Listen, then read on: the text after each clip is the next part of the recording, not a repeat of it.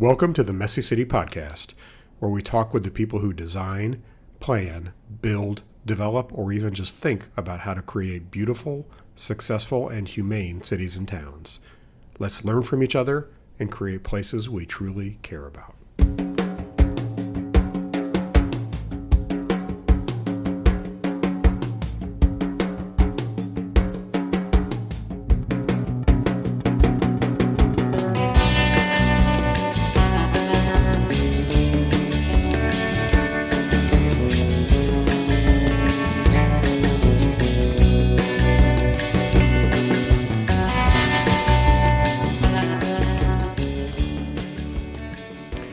Welcome back to the Messy City Podcast. This is Kevin Klinkenberg. I'm joined today by the man who has the local man who has the last name that nobody knows how to pronounce. Patrick Tui is here joining me today in the studio, which is always fun. I always love having people in the studio. Patrick was kind enough to have me on the radio not long ago on 7:10 a.m. on Pete Mundo's show when you were a guest hosting one day. That was a really fun and interesting experience. It was fun and terrifying. Yeah, radio is a whole different world. I, as a consumer of radio for years, kind of maybe intellectually understood that it's much more difficult than people think. But once you're in the studio and you've got to watch the clock and you've got to watch ads, and thankfully I didn't have to, but watching the phone lines and text lines, it's so many different things going on at once. And then you have to avoid dead air and be charming and not say some things and constantly edit yourself. And the windows of time are really short too. They are really short. You have to be really quick and on top of things and succinct, which was a challenge for me. Yeah, so. It's a challenge for me too.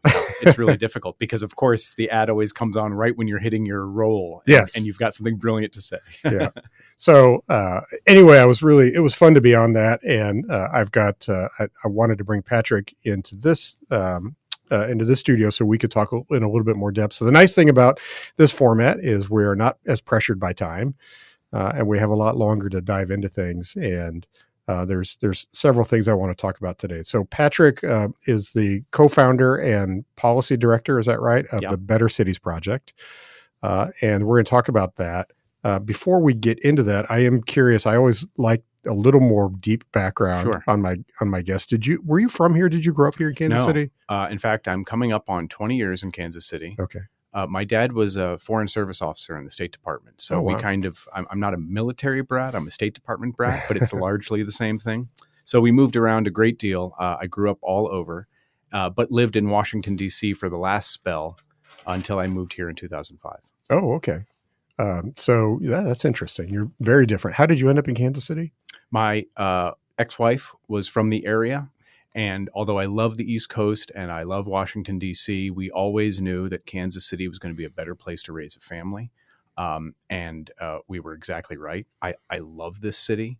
And maybe I love it more because I'm a transplant. Yeah. I think I've told you before, I wish more people from Kansas City would leave and see the rest of the country so they can appreciate what they have. And that's probably not unique to Kansas City. That's probably true of a lot of places. Yeah. Yeah. I think that story that you mentioned it's incredibly common. Like, one person comes here. I did the same thing. I dragged my wife here. I'm from here and I went away for 9 years to Savannah, Georgia, which I absolutely loved. Incredible place. Still think it's the most beautiful city in North America. But when we had a couple of kids, we came back here and, wanted to be near family and everything else. And it really is a terrific place to raise a family. I've run into so many people where that's the case. The spouse says, all right, I'll agree to move to Kansas City for a few years, but then we're coming back to Chicago, New York, or LA. And they've been here 20 years and they love it. And they can't imagine living anywhere else. And they love having their family from those coastal cities visit because, and maybe this is unique to Kansas City, there is so much more wealth here than people realize. And I think Kansas City punches way above its weight class for amenities, cultural amenities. So again, I don't feel like I'm missing anything and it's so much more affordable. Yeah. Yeah. I mean, that's the other thing. If you're coming from the coast, you can live here. Oh my goodness. And you can visit the coastal cities much more affordably. I remember sitting down with a bank loan officer in Washington, D.C., and he asked how much did we want to borrow? And we told him, and he looked up from his paper and we said, well, we're moving to Kansas City. He goes, yeah, you can't get a driveway here for that amount. So it is much, much nicer. Right. Well, I'm glad it has been good to you, and it's certainly a place that I love as well. And even though I have a much longer connection to the area, so Patrick does a number of different things. Writes a column for the Kansas City Star on a regular basis. Mm-hmm. But your main effort is with an organization that you co-founded called the Better Cities Project. That's right. So why don't you talk a little bit about what Sure. that is? So the Better Cities Project is, like many organizations, nonprofit, nonpartisan charity. You might think of us similar to the Brookings Institution or Cato, in that we're a think tank. We talk about public policy. But I and my partner founded the Better Cities Project a few years ago because we observed that while a lot of researchers talk about local government, they don't talk to local government. When they do, they can be condescending, um, or they don't take the time to understand the problems of a city, or maybe the particular city they're talking Mm-hmm. about. And so all the papers about taxation or infrastructure or finance are great. And the people who receive them in various cities might say, yeah, we know we have all these problems, but we are powerless to change them. And until policy people kind of understand who they're talking to and what their concerns are, what their challenges are, all the best ideas in the world won't work. So Better Cities Project tries to talk to city leaders, elected and career is important, meet them where they are, take some of the best ideas, either from research or from practices around the country, strip away a lot of the political or ideological jargon, and just say, here are some opportunities for you to improve. And we have, again, we're relatively new, but we've had some good responses from people who like that we're talking to them, and like that we're not just as my partner says, blah blah liberty blah. Mm-hmm. Too many organizations are ideological first and utilitarian second, and it just doesn't work. Right. And so, but you do have at least an ideological sort of base, or you have principles, and Yeah. based in free market principles. Fair to say. Yeah, generally we Yeah. are, small government, Mm-hmm. and want to convince a lot of people that they can do more by maybe taking their hands off the wheel. Mm-hmm. Too often in this country, and I know you and your listeners are aware of this, we have leaned on a technocratic elite that has told us for decades now that, well, we know better. And I think the results are in, and it's just not true. Mm-hmm. So how does your work manifest itself? Like what do you produce, and Sure. how do you actually talk with people? So we produced something a few years ago on collective bargaining negotiations that cities might enter into. And we focused on transparency ultimately, and how it ought to go. And we used examples from teachers and police. So we heard from conservative city council members all over, mm-hmm. who said, well, this is great, I want to use it on teacher contracts. And then we heard from some people left of center said, this is great, we want to use it on police contracts. The point for our view is that, look, anything that moves transparency forward, that gives councils more discretion. Oftentimes, for example, union contracts are just presented to the city council and it's an up or down vote. And they don't have a chance to tweak it. That's right. Wrong. They should know what's going on. They should know what the different options are. They should have more flexibility. And then another thing we published a little while ago is just some papers on policing reform. And again, we tried to strip away all the ideology. And we said, when it comes to civil asset forfeiture or qualified immunity or even federal task forces, these are the things you should watch out for. And this is the way forward. And in that research, we were able to pull from the ACLU and the Southern Poverty Law Center and organizations on the right, Institute mm-hmm. for Justice and the Cato Institute, to kind of make the case that you can make improvement without wedding yourself to one side or the other. And too often, elected city and career city people will get email. And we've all had this experience no matter what industry we're in. You come in the morning, you have too many messages that you can appreciate. And so you just scroll through them and your first thing is cull. Which ones can I delete? And if you see something from an organization you don't like, you're like, delete. Yeah, sure. And so that reputation that an organization may have often gets in the way. And so we're trying to go right down the middle and say there's a way to improve things on contentious issues like policing and housing without touching those third rails. A friend of mine who's a libertarian referred to Better Cities Project as good government. I don't think he meant it as a compliment, but we very much took it as a compliment. So then do you focus geographically? Are you focused just in Missouri, or do you work national? No. Okay. We focus on the entire country. Okay. I started with the Show Me Institute, which is a similar based think tank, but it's focused on Missouri. And I loved working in Kansas City and St. Louis. And there was actually a story involving a streetcar. And I had wanted to write to the newspaper in Tulsa, Oklahoma. They had sent some people up here to see how awesome the streetcar was. Listeners may not know, I don't care for the streetcar, but and I thought, they got a completely whitewashed presentation. So I wanted to write to the Tulsa newspaper, kind of an op-ed. And I reached out to some think tanks in Oklahoma, and I found out that they don't really have anybody who focuses on local issues. And I found that that's true around the country.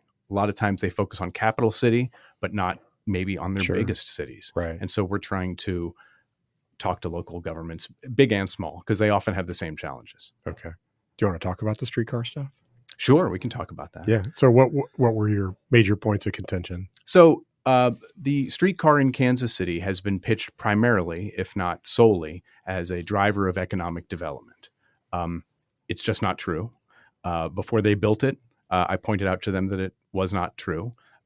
We've been running it for several years. It is not true now. But the council from Tulsa came up, and of course, we're just shown all this stuff. And what happens with economic development subsidies is a basic fallacy, which is something happened after we offered subsidies. Therefore, it happened because we offered subsidies. And when you put it that way, everybody's like, yeah, that's ridiculous. Yet we all of us fall for that in our daily life when we drive by a new building and we don't really pay attention and we think, oh, that's in a new economic development district. So results. But again, the research tells us otherwise. And I didn't want people to come to Kansas City and see a admittedly good-looking streetcar running down the street and think, oh, this is a worthwhile expense for us, because it just isn't. So the contention you would have is that development was going to occur with or without streetcar, the development that happened. Yeah. In fact, just a few months ago, in a column for the Star, I went and talked to Jackson County, and Jackson County in Missouri does a particularly good job of tracking data, assessments, valuations, and things like that. St. Louis City doesn't bother to track a lot of things, so you can't point out how wrong they are. But I went to the assessment department and I said, hey, let's look at the Transportation Development District in which the streetcar operates. And I would like to know the increase in property assessment year over year going back until it opened. So they provided me that. And I said, all right, I'd like to have that same data for the county as a whole. Well, the Transportation Development District grew each year almost identically at the same rate as the county, which tells me the streetcar accounted for nothing. If we didn't have a streetcar, that corridor would have grown as fast as the rest of the county. And so what we've done is we've spent a lot of money on this corridor. We tell ourselves that all the good things that happened as a result happened because of the streetcar. And it's just not true. There was a story in a online Kansas newspaper.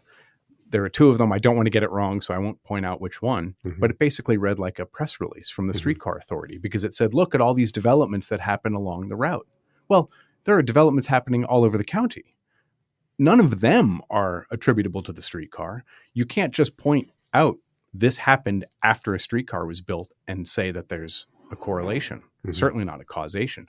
But often when we think about economic development subsidies, or we listen to people who articulate, that's exactly what they're making. It happened after, or it happened next to, therefore it happened because.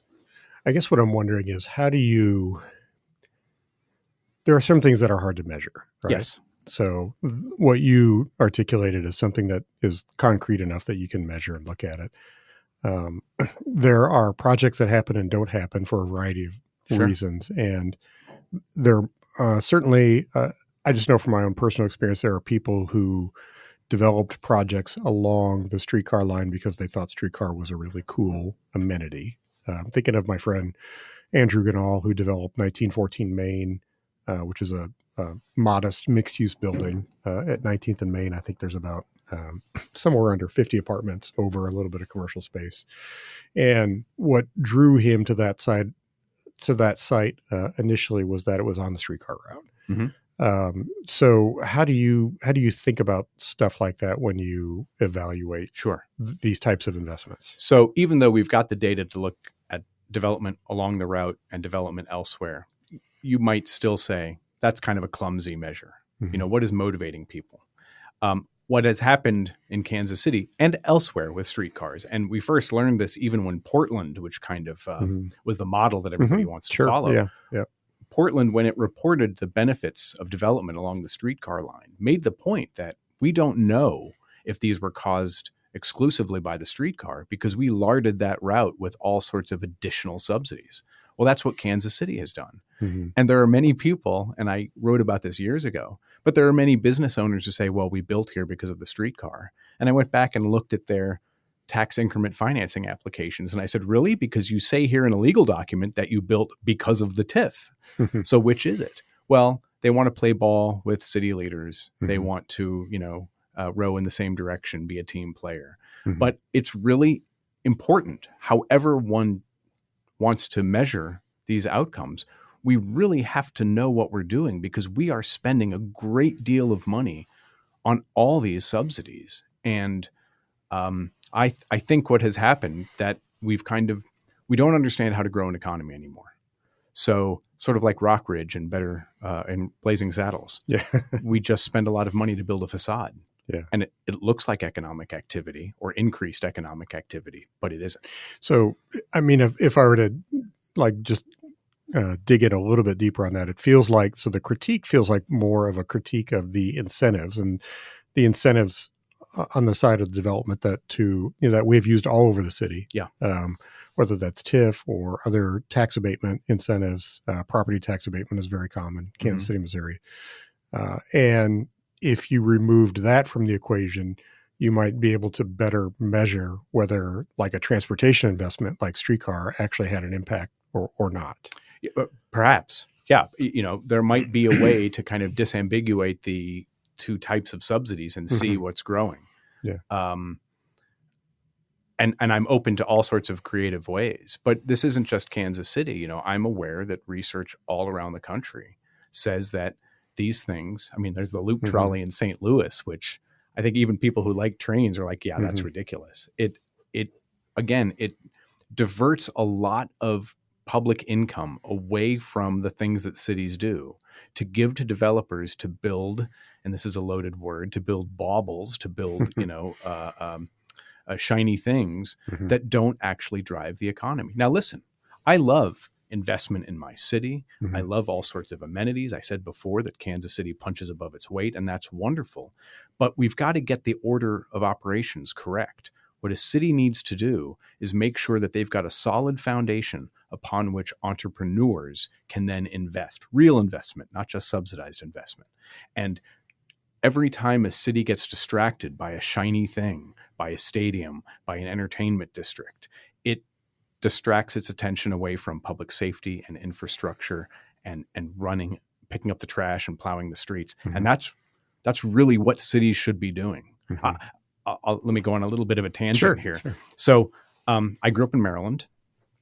My dad worked in Washington, D.C. I grew up all over, but Maryland's one of the places. And I really like Baltimore. Now, Baltimore has everything that an economic development executive would want you to have. They have 2 downtown stadiums. They have a streetcar. They have an aquarium. They have an entertainment district. They've got an incredible airport. They've got an inner harbor. They've got a convention center and a convention hotel.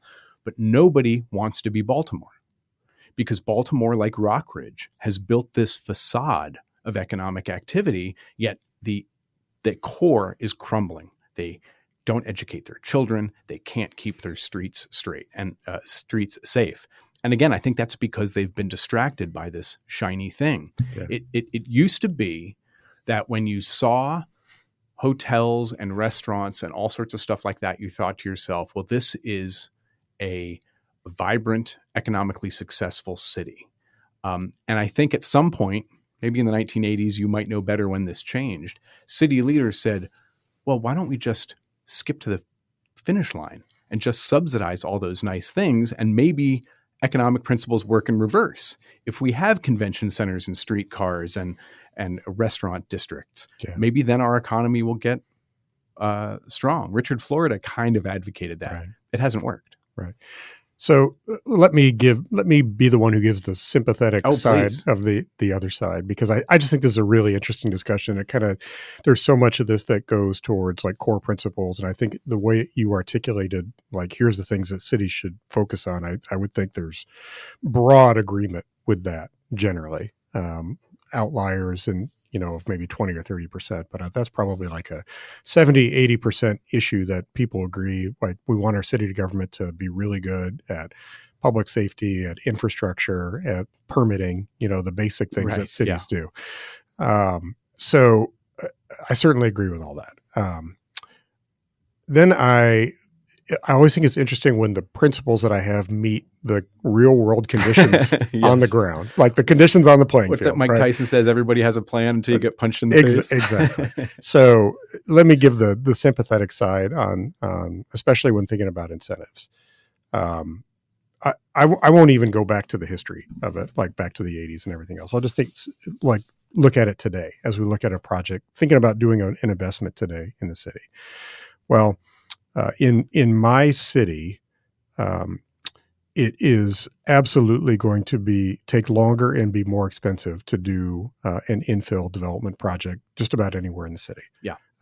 And some of that is a function of city government being slow, and some of it is a function of just when you're in an old city, everything is harder and takes longer. Yes. Then you layer on top of that our city, the one that we live in, has the highest taxes in the region. Yes.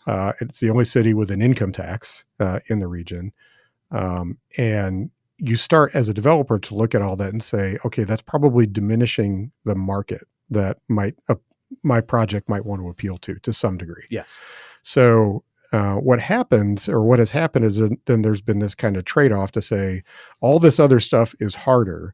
So what we can do as city government to make it easier is this really blunt tool to just abate your property taxes, or let you use TIF, where you can collect sales taxes and everything else to help reimburse costs. Yes. And that is the sweetener we'll give you so that you will invest in our city. So I think that's like the sympathetic way to look at it. What do you think about that? Well, no, I think you're right. And this dawned on me when I was at a debate among developers. I was the turd in the punch bowl. And the head of the Economic Development Corporation in Kansas City at the time said something which, it's one of those things that might not have occurred to me, but as soon as somebody said it, I was like, that's exactly right. And he said, we have made Kansas City too expensive to build in. Yeah. And so these developers, rightfully so, say, look, it's cheaper for us to build right outside of the border. So we have to subsidize them to come in. I get that. Yeah. But I want people to understand what the problem is. We have turned 0 problems into 2 problems. We have both made it too expensive to develop here.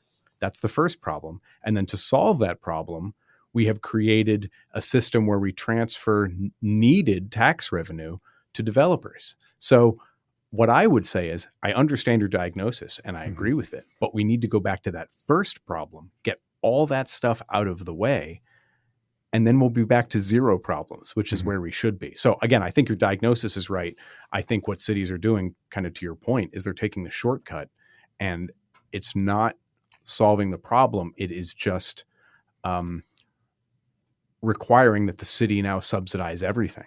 Yeah. Because every developer comes in and they don't say, oh my gosh, thanks for lighting the spark in this part of town. That new hotel means I want to invest. What they say is, I want what they got. Yeah. I mean, it's tough, and it's tough for me as well, because I want to see investment in my city, and I want to see development. I want my city to grow and to develop. I think more people need to have the attitude that we want growth. There is a lot of truth to saying that if your city's not growing, it's dying. Yes.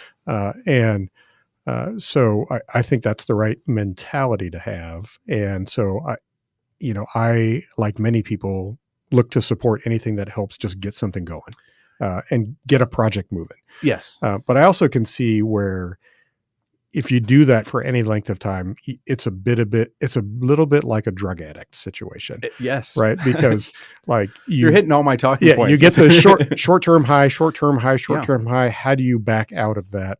And how do you ease off of the drug? What's the methadone treatment that gets you to a healthy place? And I think what happens with cities is they get in this cycle and you see both reactions. You see development activity, which people get excited about. You also see a lot of abuse with incentives. And then you see that maybe we are, you get other tax jurisdictions that are upset about it. So what is the methadone solution? How does the cities begin to sort of offload and get back to where they feel like that's not the right way to do it? Well, it's going to take a lot of work, and especially for established older cities like Kansas City, they're going to have to come to terms with all the bad mistakes they've made over the years for decades. And part of that is going to be neglect of parts of town. Part of that is going to be the regulatory code. Part of that is going to be how they offer subsidies. If anyone cared to listen to me, I've got all sorts of ideas. One thing, even if we can't get Kansas City off the incentive track just yet, Yeah. I would say, okay, what the city should do is pull up a map of the city and identify the areas that are lacking investment, that are economically moribund, that they want to invest in, and just draw a circle around that part of town and say, if you're going to ask me for subsidies, they must take place in this area. Mm-hmm. But instead, what happens in Kansas City and lots of places is they just wait for the developer to show up and say, I want to build my headquarters in a wealthy part of town. Can I get subsidies? Yes. Mm-hmm. So certainly the city could develop a long-term plan and then commit to it. A part of it is going to be sitting down with developers and saying, what are the barriers? How are we getting in your way? Mm-hmm. Years ago, I spoke with two developers in Kansas City. One of them was kind enough to speak to me. It was all off the record, but he said, look, it used to be when we were smaller, these were all a hassle. Yeah. But now that we're bigger, I just call the city manager, Right. and he puts me in touch with somebody and they take care of my problem. Now, you think of that as a solution, but actually that makes the problem worse because larger developers have the deep pockets or the connections to work their way around regulations. What you're really doing is killing off all those entrepreneurs, all those even people that just want to rehab a couple of houses a year. And so I would love for the city to sit down for the people that want to build houses. I mean, look, there are people who want to build houses. That's all they want to do. They do it well. They do it for a living. Yet the city keeps saying no. And so part of it is sit down with those people. I don't know that Kansas City has the regulatory nightmare that other places have. I wrote recently about how Raleigh, North Carolina reformed their community advisory committees, which were basically empowering, frankly, elderly, retired, white, wealthy people to show up to city council and saying, I don't want this development next to my neighborhood. And that was choking off development. So I think there are lots of things the city can do. The problem is their constituency, right and left, don't want that. Right. Republicans believe that because they bought a house in a suburb in 1956, that the government owes them a return on their investment. And if their neighbor is building a shed 6 inches too close to the fence, they want to have the police swarm the place. Right. That's not free market. And the left has laudable goals for increasing housing and reducing costs, but all the things they do to get there actually get us all further away from that. Yeah. So everyone's going to have to kind of put down their pitchforks. We're not there yet. Yeah. Well, it's funny. I didn't go into this intending to have a conversation about development incentives, but I think it's fascinating. It's an interesting kind of case study in how you think about these issues. When you think about infrastructure as well, we talked about the streetcar as a transportation investment. How do you all look at other infrastructure like highway investments, highway expansions, those sorts of things? Well, gosh, in Kansas City and elsewhere, highways have got such an ugly history for tearing up parts of town, the diverse parts of town, to build them. I think of when I think of urban transit, I think of kind of bus systems, how they need to respond. what the city can do to make it better. Mhm. It's another reason why I don't like fixed rail. Mhm. Streetcars don't take you where you want to go. They take you where developers want you to go, and they don't adjust over time. I'm sure if we were to look at a heat map of Kansas City where the populations and the jobs were over time, it's shifted. Buses can account for that. I think cities should absolutely invest in transit, but they need to understand that technology can play a huge role and that it needs to be flexible because we don't know what the future will hold. So, provide a service and then let it change over time. Mhm. And I think that's, kind of the strong towns argument, which is Right. build places that are flexible and welcoming of change rather than kind of rigid places locked in amber.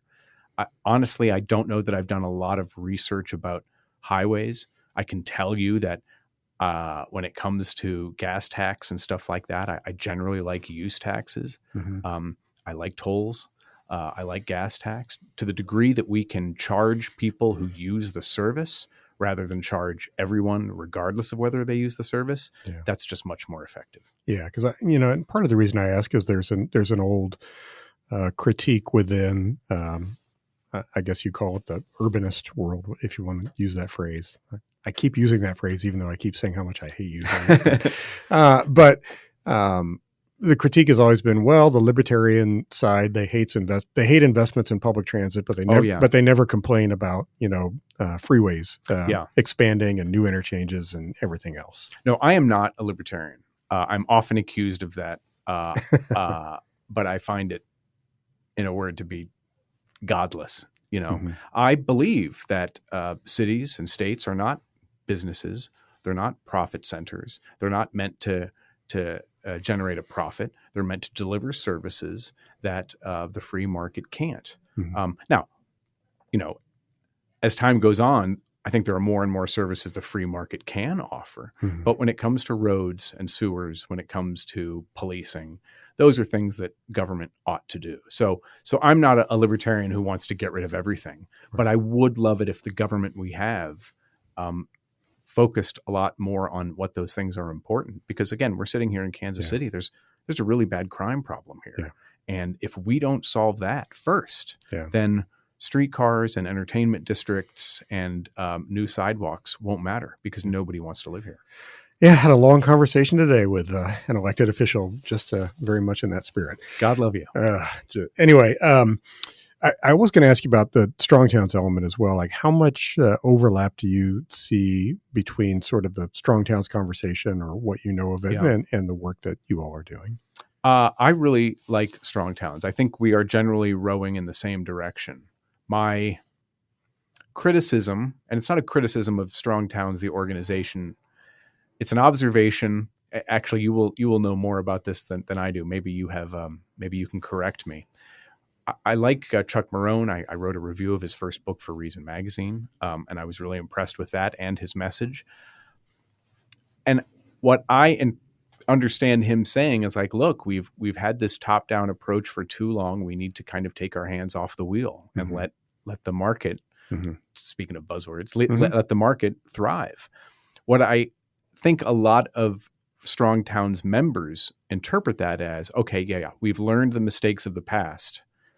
So now our top-down approach is going to be even better in the future. Mm-hmm. And again, I think that misses the point. It is really scary to tell elected leaders or career people to take your hands off the wheel. They don't want to hear that. And part of that is not just that once you get elected to office, you become like a mini autocrat. Voters bear some of that responsibility too. When something happens, we look to our leaders and say, do something.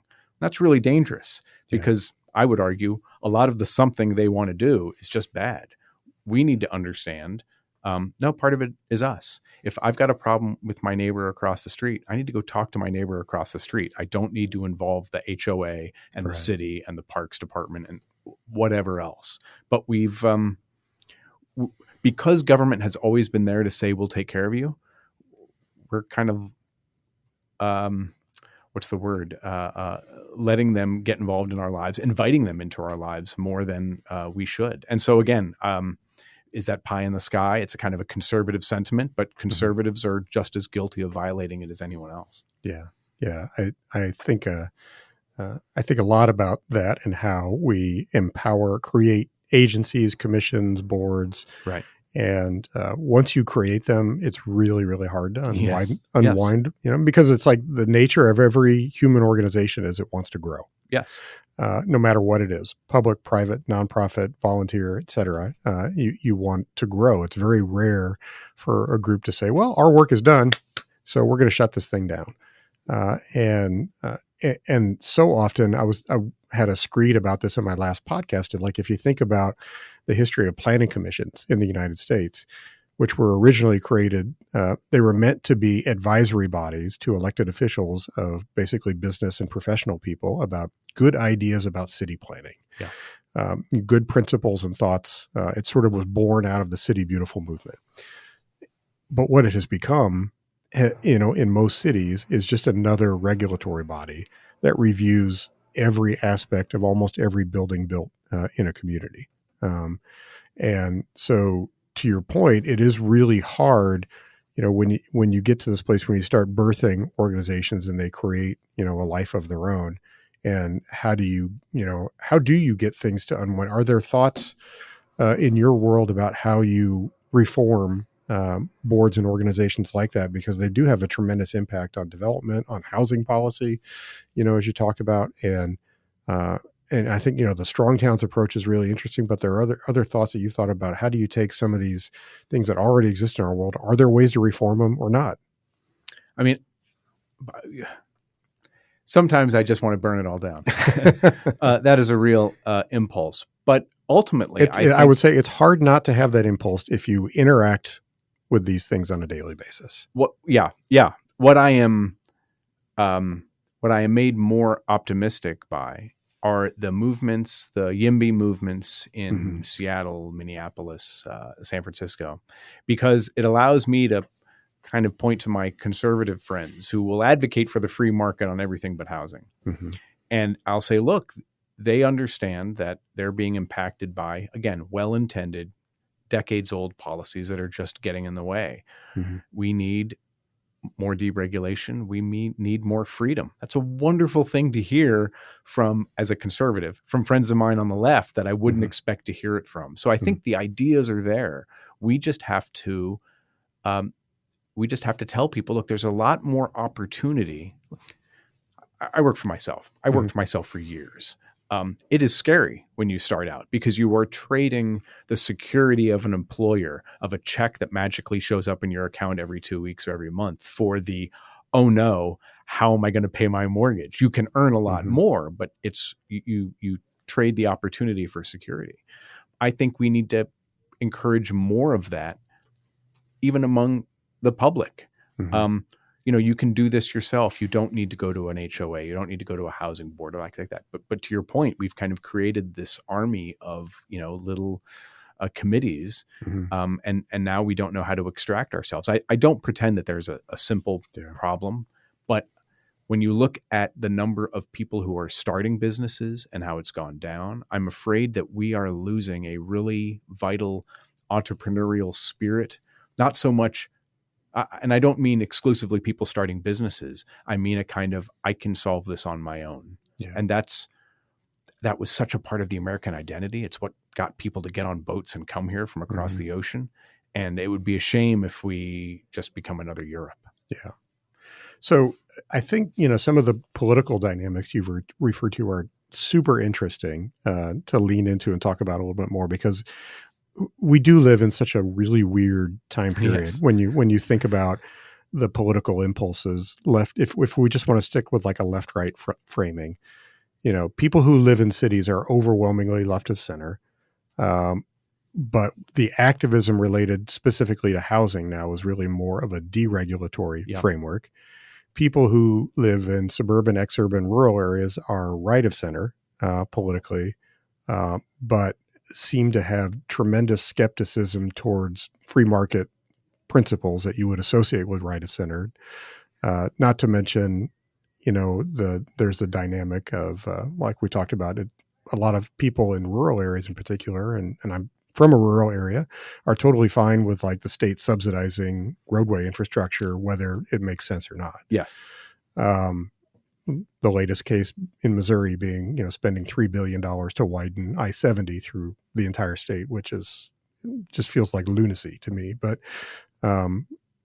it's happening, right? And it's got big support, for that to happen. So I wonder if you could kind of dive into that a little bit more and talk about, I guess I'm more interested in, how do you have that conversation with people right of center to talk about the needs and of cities, Yeah. and why, maybe more free market principles or other things, the things that you talk about are of value to cities, why they should care.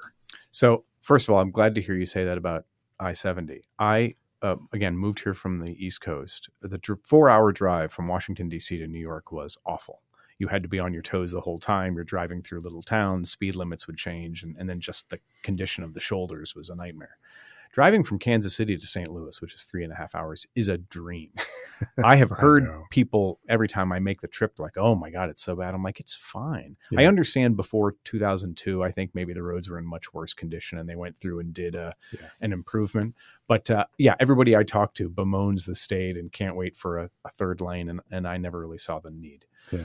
All right. So how do I convince conservatives of conservative principles? Is that I guess that's part of it. Yeah, sure. So when I first moved to Kansas City, I was involved in 2008 in the light rail campaign. Spoiler alert, I was against it. And we were successful.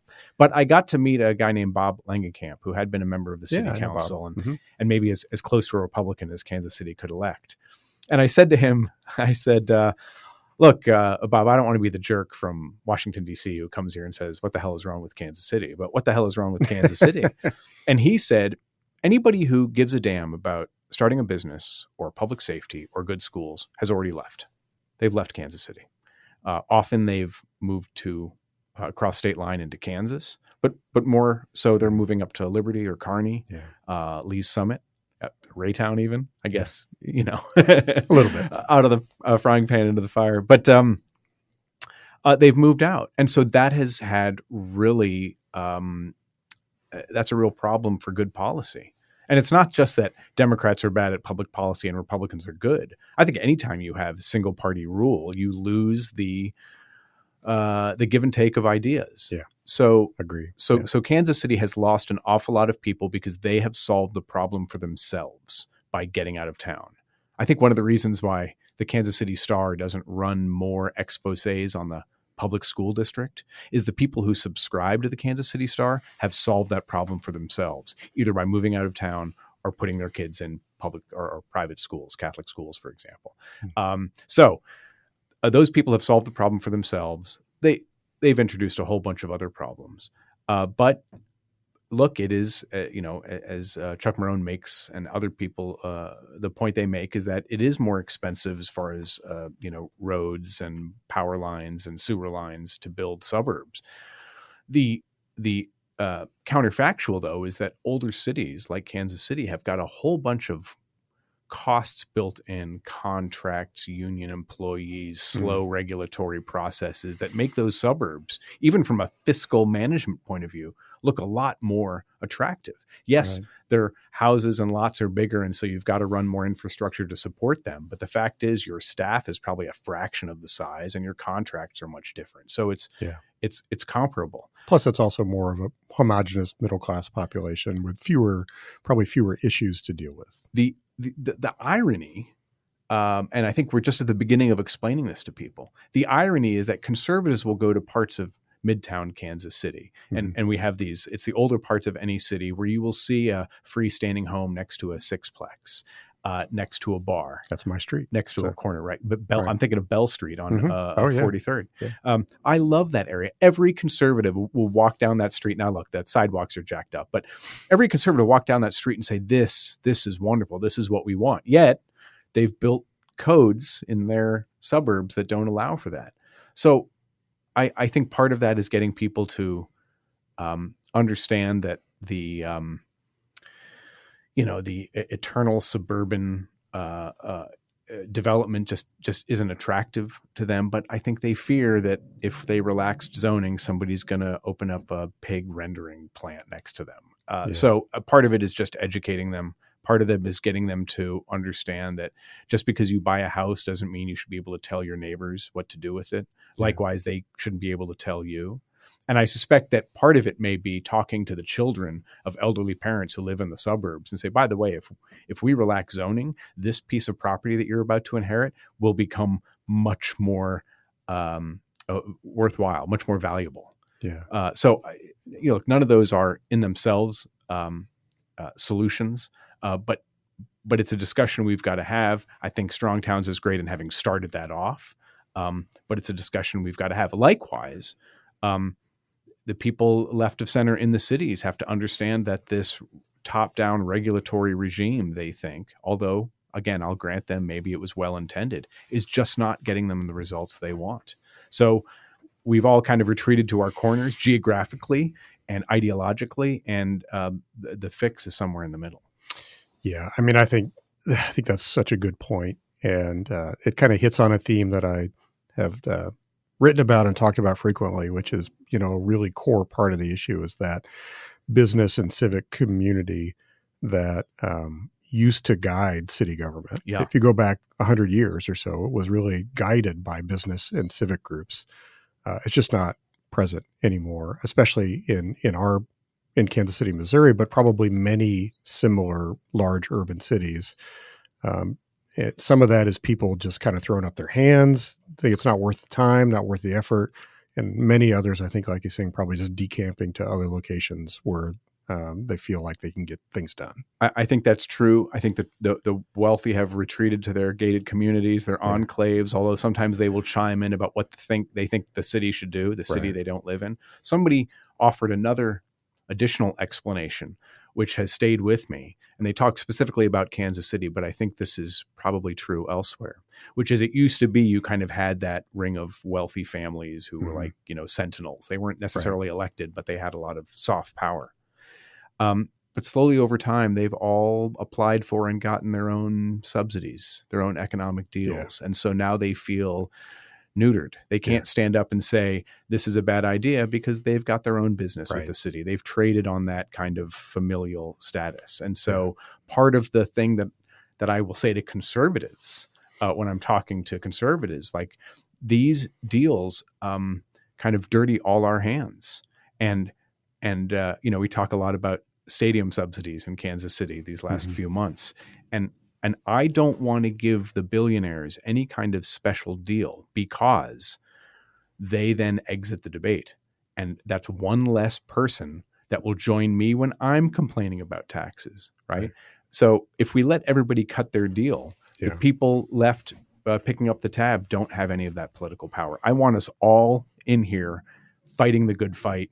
And too many of these guys, again, whether they're developers or dealing with regulation, or wealthy people dealing with property taxes or assessments, they're able to fix it for themselves and let the rest of us fight on our own. Yeah, it sort of reminds me. It's a similar situation with so many entities being exempt from property taxes. Yes, because when you end up with such a large percentage of people, churches, nonprofits, et cetera, schools with exemption, the amount of people who have to pay the tax just dwindles and dwindles, and there are fewer people who are bought into the idea that, well, maybe we need to reform this. Yeah, and I think that's true of income tax as well. I think everybody should have some skin in the game. I think it's good for the public health if everybody feels that they're connected.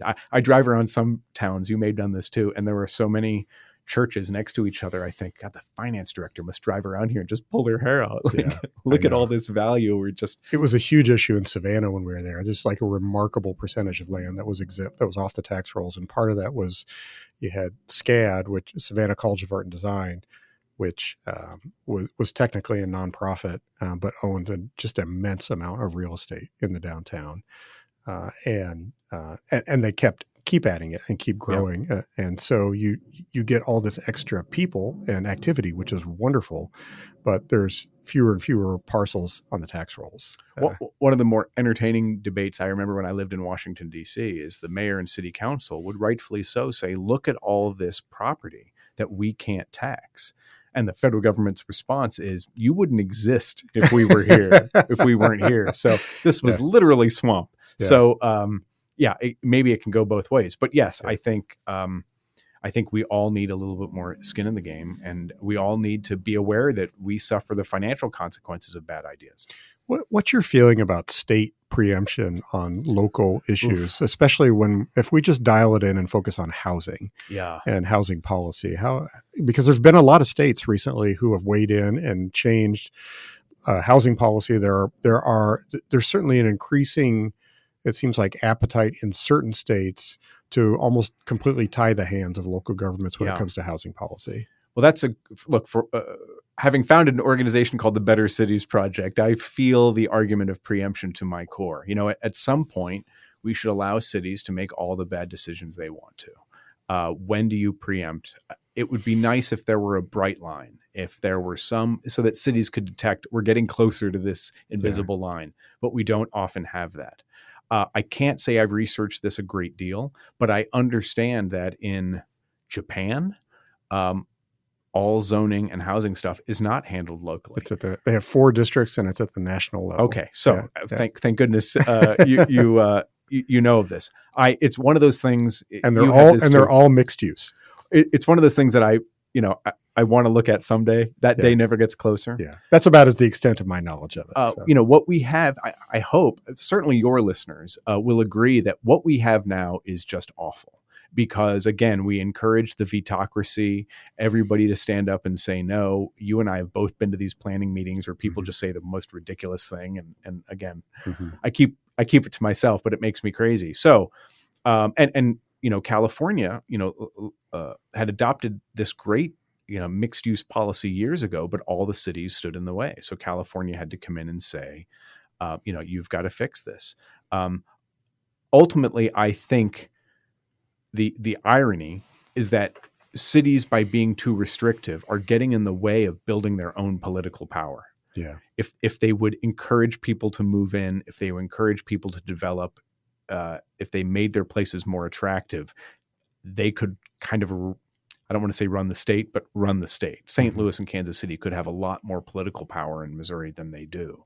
Los Angeles probably has as much political power in California as it could hope for. So I don't know of an absolute principle on state preemption, but I think housing is such an issue that it's a cornerstone to so many other issues, as you know, that I think I would be okay if cities lost an awful lot of their power to get in the way of development. I would love to see different cities innovate and come up with different solutions, but if their answer is always no, I'm going to keep my mouth closed if the legislature comes in and says, you've demonstrated that you can't handle this. Yeah.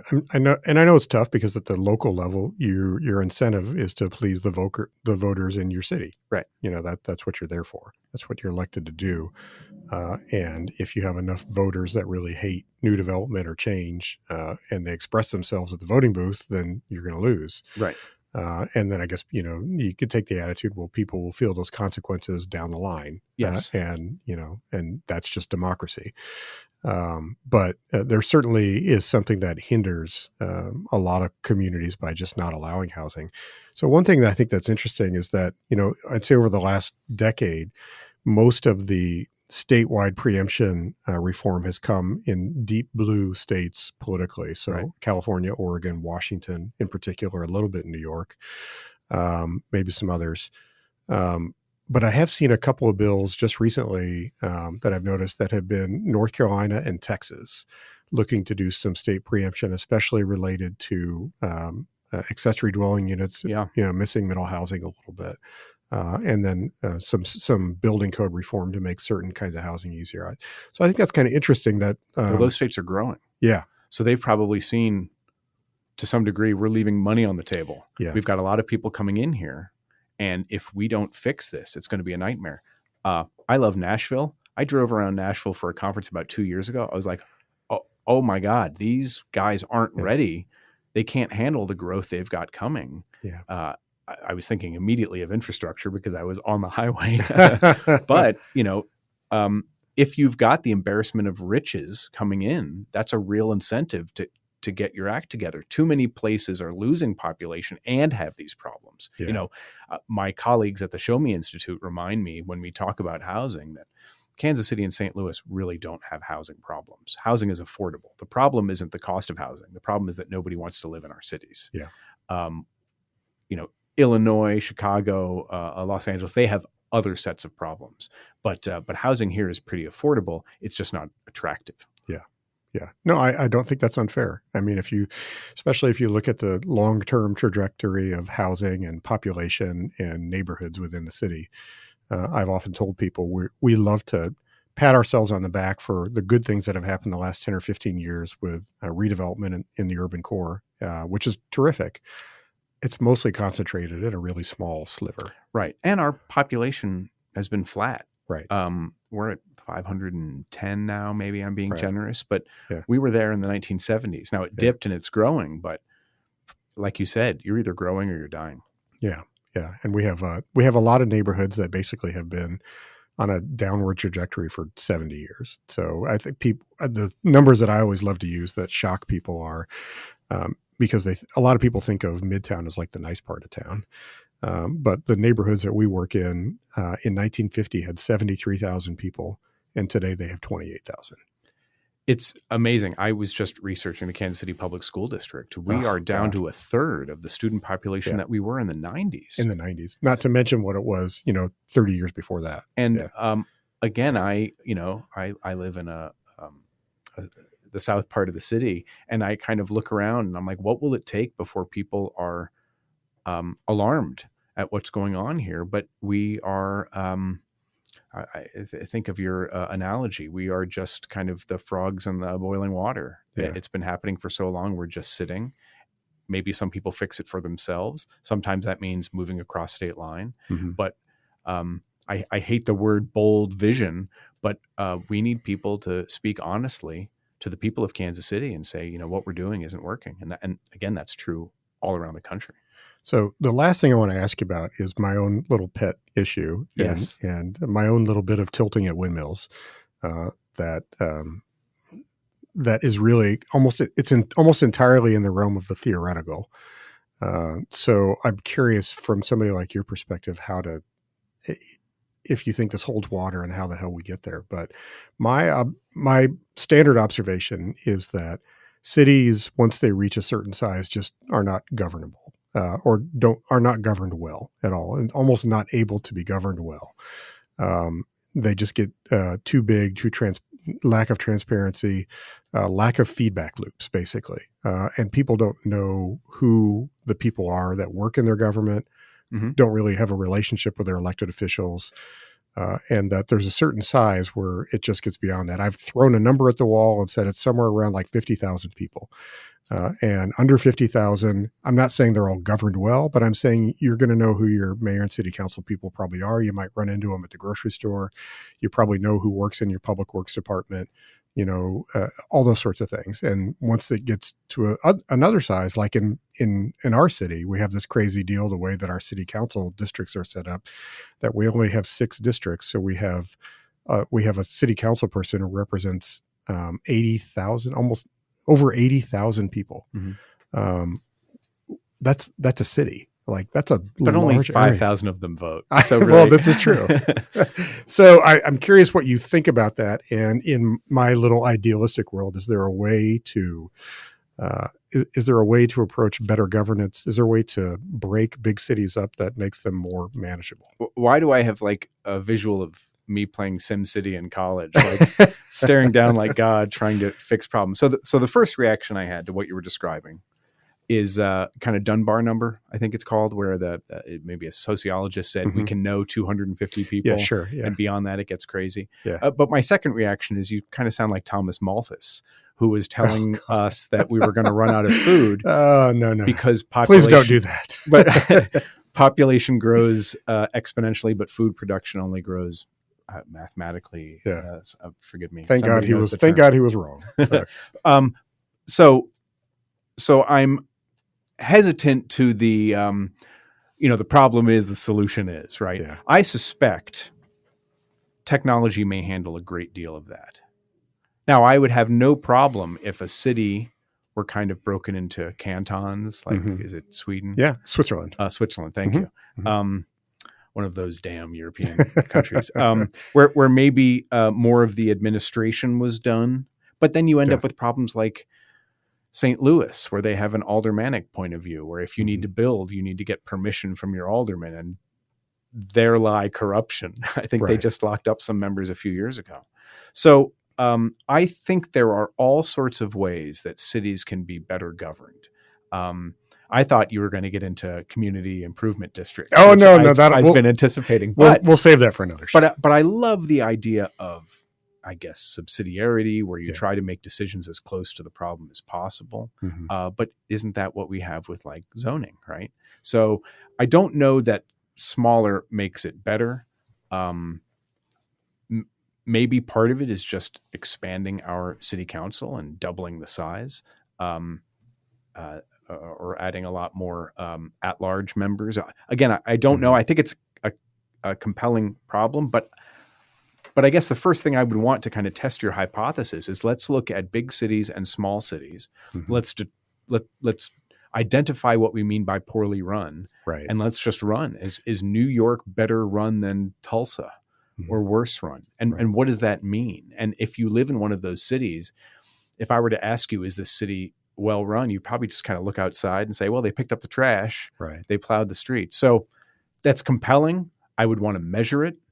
And then I would want to make sure that the solutions actually speak to it, because we could make things a lot worse, but it's compelling. It's a compelling view. Yeah. I mean, you're right. I think you'd have to start with a discussion of first principles, like what is we're actually talking about. And some of those are things that are measurable. What services are we delivering at a high quality for the lowest cost?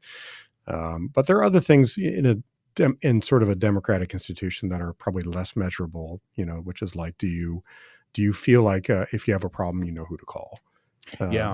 That's a great issue. When I was in private practice working for corporations, kind of surveying their employees and asking, that was one of the things we said, because you could say, like, do you know how to handle an HR crisis?